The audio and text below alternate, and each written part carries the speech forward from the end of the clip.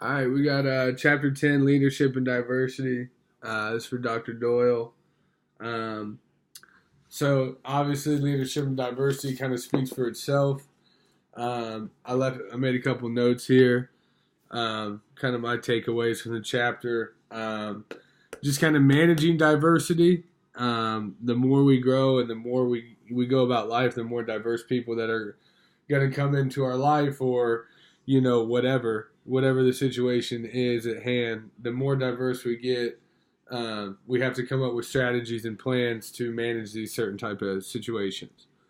So the main point that I had here was that you have to understand the cultural differences between whoever you're trying to work with, your colleagues, whatever it is, your teammates, whatever.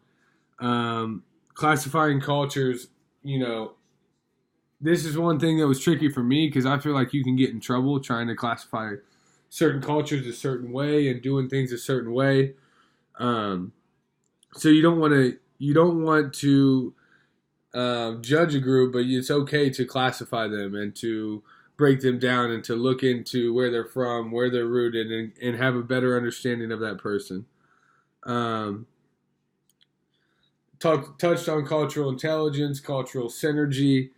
Synergy is important. We talk about that a lot in baseball, and in the sports world is kind of being one and having that unique energy where you can go out and do things collectively as a group, regardless of background, all the diversity of things. At the end of the day, if you have energy pulling, towards one group, then you're going to end up being successful.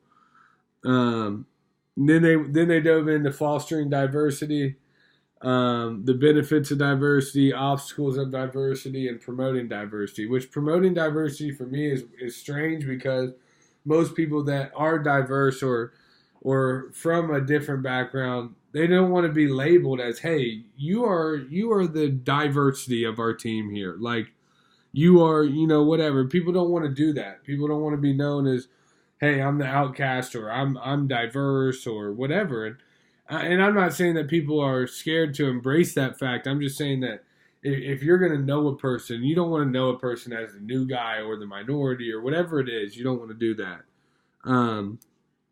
So overcoming barriers is something they touched on too, in regards to promoting diversity and just kind of everyday barriers that we see in our everyday life. They're prominent in multiple fields of life and all across certain things. So then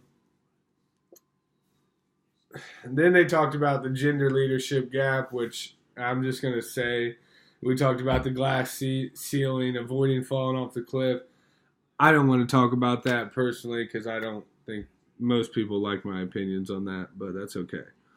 Male and female leadership behavior, is there a difference? Obviously, yes, there is.